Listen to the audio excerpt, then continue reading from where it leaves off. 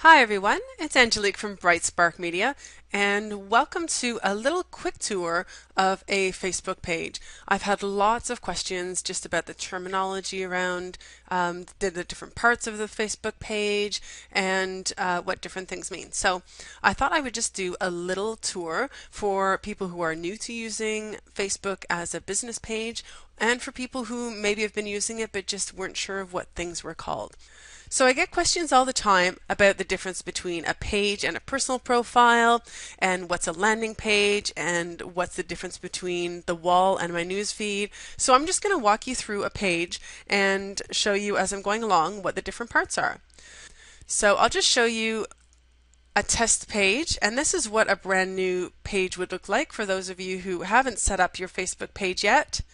So once you've set it up, it's pretty much empty, and you have these messages. There's no notifications, there's no new likes, there's no insights, there's no messages, you don't have a cover or anything. So I know it can be pretty disheartening to start when you don't really have anything to start with. So the first thing is just to go through and put things in one by one. So, adding your cover and your profile picture and filling in your information. So that's the biggest tip. Just get started. So in terms of an anatomy of the page, let's just go up here and look at the admin section. So when you are an owner of a page, or if someone's made you an admin, the admin panel lives right up here at the top, and you can either hide it or show it. And that's where a lot of the information is on your page, like your insights. You can go into the back end of your page. Up here under Edit Page, that's where you can fill in your About section, your description, you can add new users, and you've also got the activity log. So the activity log, I'll just click on it to briefly show you that. This shows you all the things that you've posted, and it also includes other things that people have posted on your page and things that have been shared. It's also where you can see if someone's posted on your page and it's been hidden as spam. And it's also where you can change your scheduling and all sorts of things. So that's under the activity log. So I'm just going to go back up here and go back into the edit section. You can see the notifications and different admin roles. So that's the back end of your Facebook page. The next section over here is building an audience. So if you notice right now, I am using it as my page. And so I've just got a couple of options here to invite email contacts or create an ad.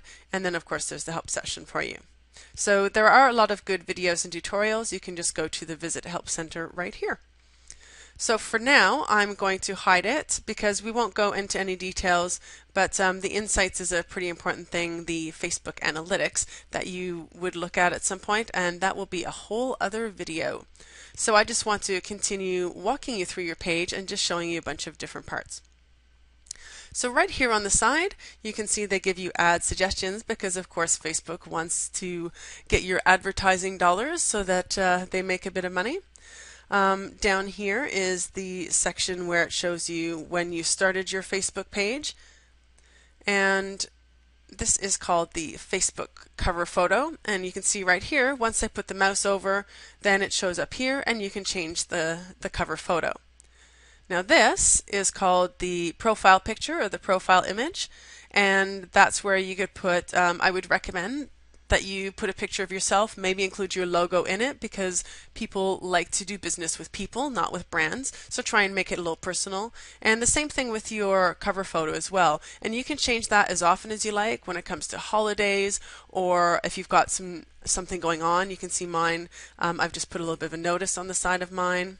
And this part right here, this is my Facebook page name. Now people get this confused quite often. This is the page name, and up here, this is the URL, and this part right here would be my Facebook username. So there's three very different definitions there for you. So the username is part of your URL, and right here is your page name. So I usually suggest that people have keywords in both their URL and in their page name as well, because that does help you in a search so you can get found more easily in Google or Yahoo or Bing. So the next thing we'll look at, we'll scroll down a little bit, And this row here, these things are called apps. They used to be called tabs, and sometimes people still use the same terminology. So I've clicked on photos and it opens up all the different photos that have been on my wall, and then the different albums that I've used, including the cover photos. So I'm going to click back up here and go back to the main page. So I can click on this little down arrow and it shows some more apps. So you can have up to 12 apps, and they can be anything from the standard ones that Facebook includes. So the photos is a standard one, the likes, the events, that's all the standard apps from Facebook, and this one over here called Notes. And the other ones are custom apps that I have added, and they're third-party apps, so YouTube can view on my Facebook page, and Twitter. These ones are custom designs, so they're basically like mini websites. Videos is another Facebook standard one, so you can really customize what you're showing on your page.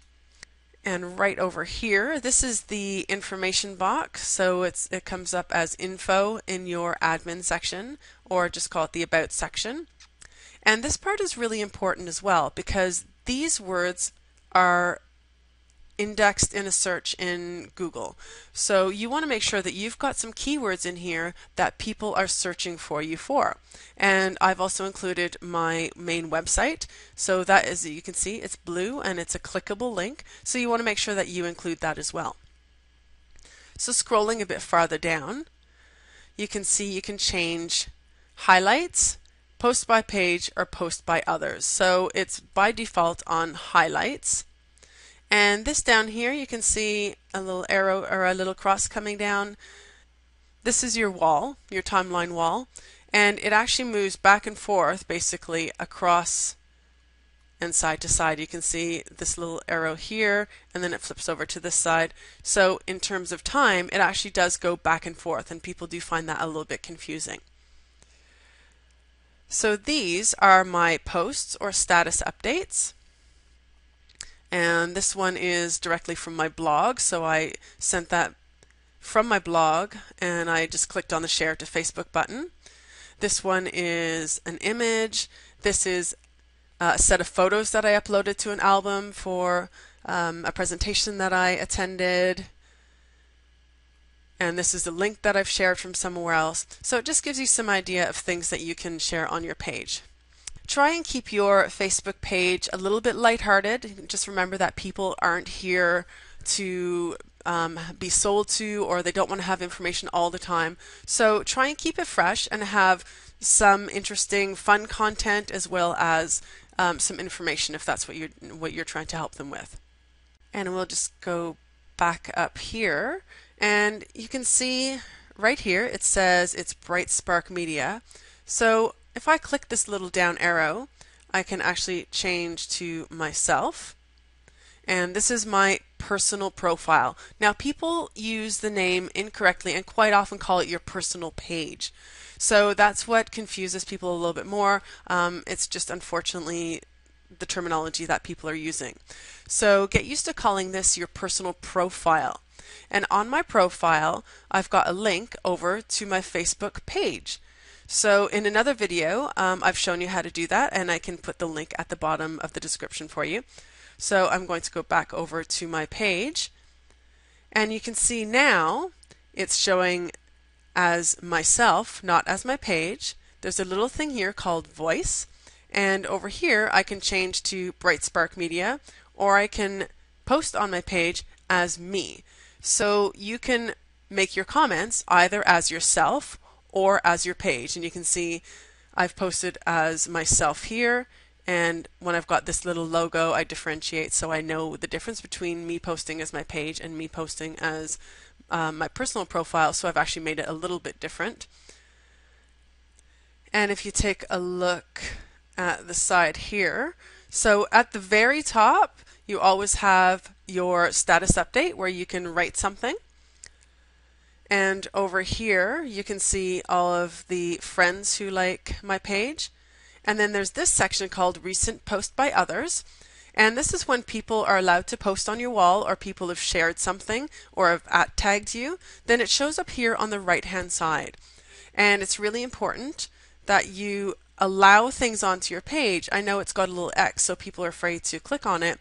But if you open it up, you can allow this to show up on the page, especially if someone's giving you a compliment or if they're sharing something of interest with you, then you can allow it on the page so that it's visible in the timeline in the exact date order that it was posted, as opposed to just being kind of hidden here in this little section. So that's just a little tip for you. So I'm going to allow this on the page. And over here you've got the likes. So this is the likes for my page. So this is me acting as my page, because you can like either as your page or as you as a person. And the reason you'd want to differentiate is when you like as you, then it increases the number of likes on that page. So the person gets another fan in their count. And if you like as you as your business, then you're basically just saying that you endorse this page, but it also changes what you see in your news feed. So you can have a different news feed for yourself and for your page. And I'm going to click home, and that's where you get to see the news feed.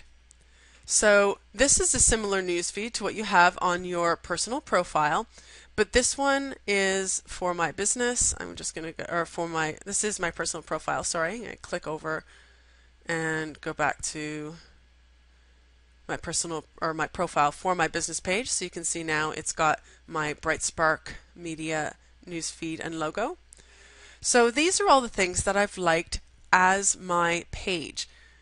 So I might like more business-oriented things. So for me, social media, photography, small businesses and community information, versus things that I would like as my own person might be brands that I follow, musicians and TV shows, different places and pages like that. So it is really important that you differentiate with what you've got on your newsfeed for your person and for your page. So I hope that helps clarify a few things with the little tour. So we have gone through the difference between a page and a personal profile, and what the difference is between voice, so you as a person, and your personal profile. We've looked at the cover photo and the personal profile picture. We've looked at the page name, which is it right here, and the URL, and then the username, just this part of the URL. We've looked at the apps, which are these little squares over here, and the About section, and we've had a little bit of a look in the back end in the admin section. We've looked at the difference between the wall, which is this stuff that you're seeing right here, the timeline wall, and then clicking on home, and you get to see the news feed. So I hope that helps clarify a few things in Facebook pages. And if you've got any questions, pop on over to my Facebook page. That's facebook.com/BrightSpark Social Media. And you're free to leave a comment and leave your questions on there.